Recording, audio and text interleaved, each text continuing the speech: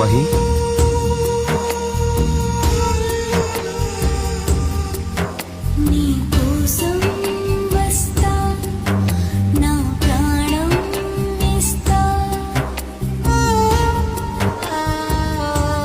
ఏదైనా తీసుకోవారు.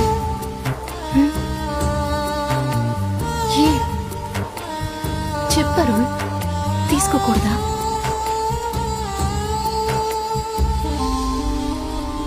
అరుణ్, ఇది బిచ్చం వేస్తే తీసుకుంటావా?